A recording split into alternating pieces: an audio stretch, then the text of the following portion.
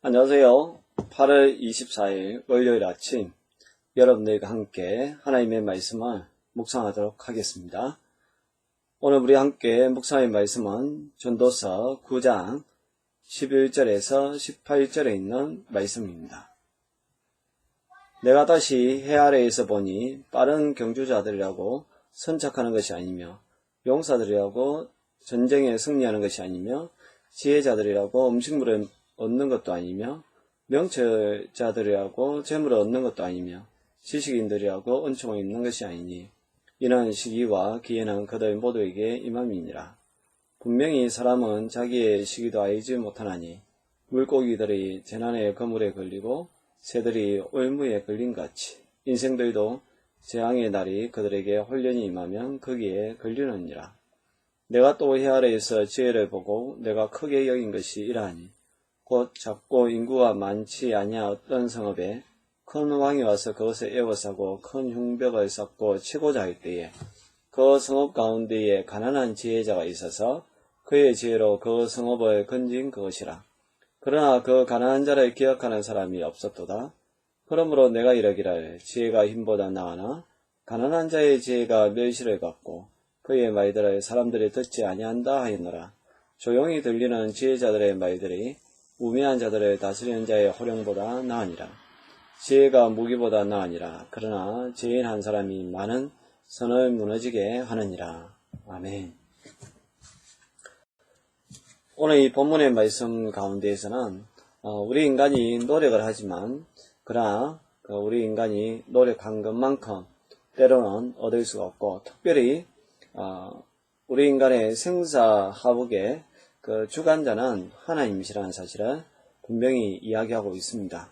그래서 잠언 16장에서도 사람이 마음으로 그의 길을 계획할지라도 그 걸음을 인도하시는 이는 하나님이시라고 분명히 말씀하고 있습니다. 11절에서 12절에 있는 그 말씀의 내용은 사람이 빨리 달린다 해가지고 꼭 가장 먼저 도착하는 것도 아니고 또 용사들이 해가지고 무조건 전쟁에 승리하는 것도 아니고 또 지혜자들이라고 음식물을 먹는 것도 아니고 또 명철하다 해가지고 재물을 얻는 것도 아니고 또 지식이 많다 해가지고 은총을 꼭 입는 것은 아니다 라고 이야기하고 있습니다. 우리가 빨리 달리다가도 가끔씩 이제 경기를 보면 빨리 달리던 사람이 갑자기 넘어져 버려서 선두에서 꼴찌가 되는 그런 경우를 볼 때가 있습니다. 또 경기 전날에 갑자기 폭풍이 온다든지 또 어떤 사건이나 사고를 통해서 경기 자체에 출전하지 못하는 그런 경우도 있습니다. 또 이제 용사라 해가지고 곧 전쟁에 승리하는 것도 아닙니다. 우리가 다윗과 골리앗의 싸움을 알다시피 외관상으로 봤을 때는 골리앗이 이길 수밖에 없는 그러한 전쟁이고 골리앗도 자기가 이길 거라고 생각을 하고 이제 그런 당당하게 전쟁에 나섰지만 결국 그 전쟁의 결과, 싸움의 결과는 다윗의 승리로 끝나는 것을 볼 수가 있습니다. 또 이 지혜가 있다 해가지고 꼭 음식물을 먹는 것도 아닙니다. 지혜가 좋은 것이지만 가끔은 지혜로운 사람이 더 궁핍하게 사는 그런 경우도 있습니다. 우리 예수님도 이 땅에 계셨을 때에 스스로 자기를 이제 낮추시고 가난을 또 취하시고 그렇게 사셨고 바울은 참으로 지혜자 중에 지혜자입니다. 지식인 중에 지식이지만 그러나 그는 궁핍에 처할 때가 많이 있었다라고 고백하고 있고 또 생명의 위협을 많이 느꼈다라고도 이야기하고 있습니다. 그래서 정말로 이제 지혜가 있다 해가지고 꼭 음식물을 얻는 것도 아니라는 것이죠. 또 이 명철, 옳고 그름을 분별을 잘한다 해가지고 재물을 얻는 것도 아니라고 이야기합니다. 우리가 이 주식이라는 것이 있는데 주식이라는 것이 이제 시기 그런 것을 잘 맞아야 하지 않습니까? 그 주식을 하는 많은 사람들 중에는 정말로 오늘 성경에 있는 것처럼 명철한 사람들이 많이 있습니다. 옳고 그름을 잘 분별할 수 있는 사람, 또 심지어 경제적인 그런 경영이나 경제에 밝은 그런 사람들도 많이 있지만, 그러나 그 사람들 조차도 주식을 통해서 많은 돈을 잃어버렸다는 이야기를 들을 수가 있습니다. 토요일 저녁에 박명 그것이 알고 싶다라는 그 프로그램 가운데서도 그런 이야기가 나왔는데요. 요즘 많은 사람들이 피해를 보고 있는 보이스피싱이라는 게 있습니다. 어떤 사람들이 그 보이스피싱에 당하니까 그 과거에는 아무것도 모르고 또 순수한 사람들, 또 이제 나이가 많은 사람들, 촌에 있는 사람들, 어린 사람들, 사실 그런 사람들이 많이 당한다라고 생각을 했는데, 요즘은 반대로 지식인들, 또 특별히 은행이면 은행 쪽에 잘 아는 그러한 전문가들이 도리어 보이스 피싱에 많이 당한다는 그런 내용으로 방영을 한 것을 보았습니다.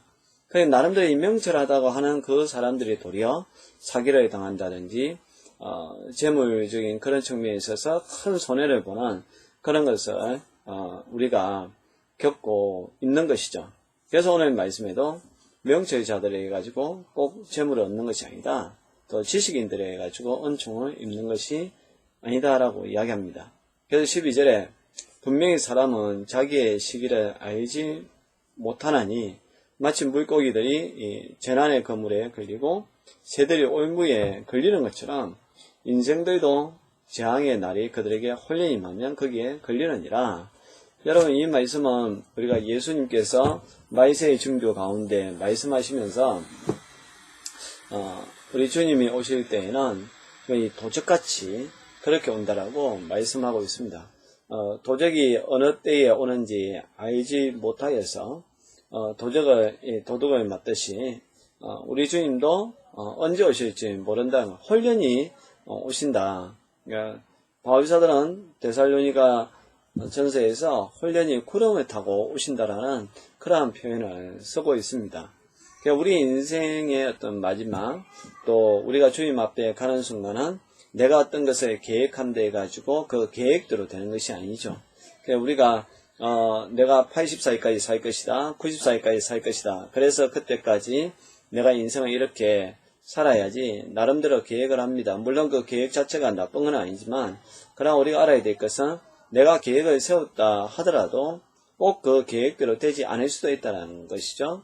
그렇기 때문에 저와 여러분들은 늘 하나님 앞에 겸비해야 되고, 또 하나님 앞에 늘 깨어있는 그런 신앙인들이 되어야 합니다. 그리고 또 내 계획대로 되지 아니할 때 가지고 실망할 필요도 없다는 것이죠.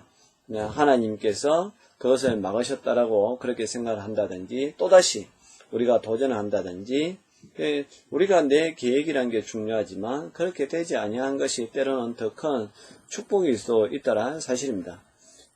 결국 우리 삶의 주관자는 하나님이라는 사실을 꼭 기억을 해야 됩니다. 또 그것을 인정하면서 살아가야 한다는 사실이죠. 13절부터 18절에 있는 그 말씀은 지혜를 가지고 있지만 때로는 또 그 지혜가 남들에게 인정을 받지 못하는 그러한 경우도 있다는 사실입니다. 나는 참 현명합니다. 또 지혜롭게 어떤 일들을 했지만 그러나 그것을 인정해 주지 않는 사람들, 반대로 또 어리석은 한 사람 때문에, 죄인 한 사람 때문에 온 나라가 또 온 공동체가 어려움을 당한다는 것, 거기에 대해서 말씀하고 있는데요. 솔로몬 왕이 13절에 보면 이렇게 이야기합니다. 내가 또 해 아래에서 지혜를 보고 크게 여긴 것이 하나가 있는데, 14절 이하에 보면 어떤 것이냐, 이 작고 인구가 많지 아니한 성읍이 있었습니다. 그런데 그 성읍에 큰 왕이 와가지고 그 성읍을 에워싸고 또 흉벽을 쌓고 치려고 하는 그런 계획을 가지고 있었습니다. 어쩔 수 없이 멸망할 수밖에 없는 진퇴양난에 빠져있는 작은 성읍이라는 거예요. 근데 그 작은 성읍 가운데에 가난한 지혜자가 살고 있었습니다. 그래서 그 가난한 지혜자가 지혜를 내어서 그 성읍을 왕으로부터 건져내었다라는 정말 멋지고 아름다운 이야기죠. 그런데 그 가난한 지혜자를 갖다가 기억하는 사람들이 없다라는 사실입니다. 정말로 이렇게 좋은 일을 하였음에도 불구하고 그 지혜자를 기억하지 않는 이러한 모순적인 그러한 모습들. 여러분, 우리가 세상에 살다 보면 내가 어떤 옳은 일을 합니다. 그렇지만 남들이 그것을 인정해 주지 않을 때가 많이 있습니다. 그것 때문에 저와 여러분들이 실망할 필요가 없다는 것이죠.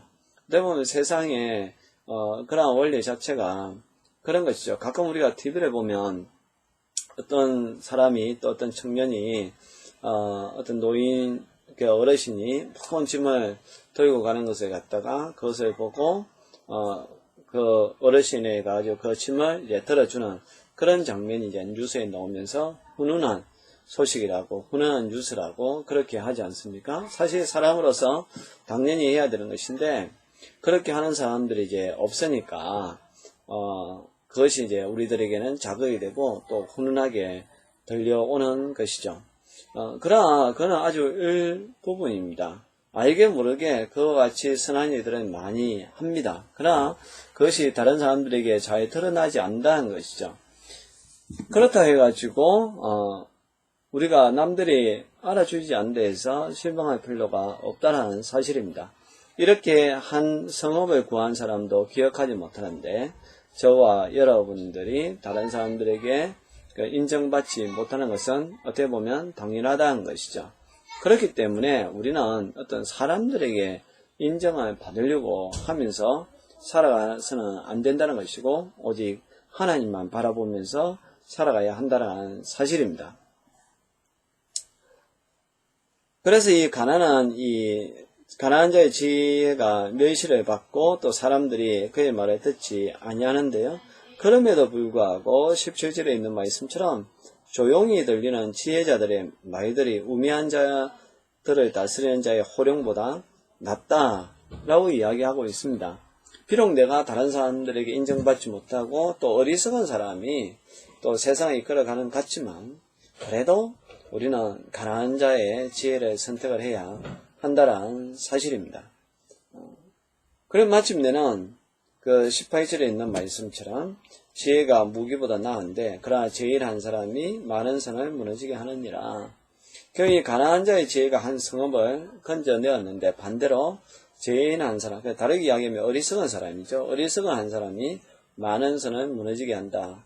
그렇게 쌓아놓았던 그러한 것들을 무너뜨리게 해버린다는 사실입니다. 저와 여러분들 이 땅을 살아갈 때에 때로는 우리가 가난한 자의 지혜와 같이 그렇게 살아갈 때가 있습니다. 어떻게 보면 저도 그렇다라고 생각을 할 수가 있는데 남들이 알아주지 않지만 이렇게 말씀을 통하여서 같이 나눕니다. 그러나 이것이 하나님 또 저에게 주신 사명이라고 생각을 하고 이것을 통해서 감사한 것은 저 자신이 늘 하나님의 말씀을 가까이 할 수밖에 없고 가까이 하다 보면 많은 깨달음을 얻게 된다는 사실입니다. 혹시 이 방송을 듣고 있는 여러분들도 가난한 자의 지혜자와 같을 수가 있습니다. 남들이 알아주지 않습니다. 또 이 말씀을 묵상을 통해서 깨달았다 해가지고 그 깨달음을 남들에게 또 이야기할 수 없는 그런 상황에 있을 수도 있습니다. 그럼에도 불구하고 저와 여러분들은 이 하나님의 말씀을 가까이 하는 사람들, 남들에게 인정받기 위해서가 아니라 정말로 이 말씀을 통해서 내가 깨달으면 그 자체에 나에게 덕이 되고 은혜가 된다는 것, 여러분 그것을 기억하면서 살아갈 수 있기를 바랍니다.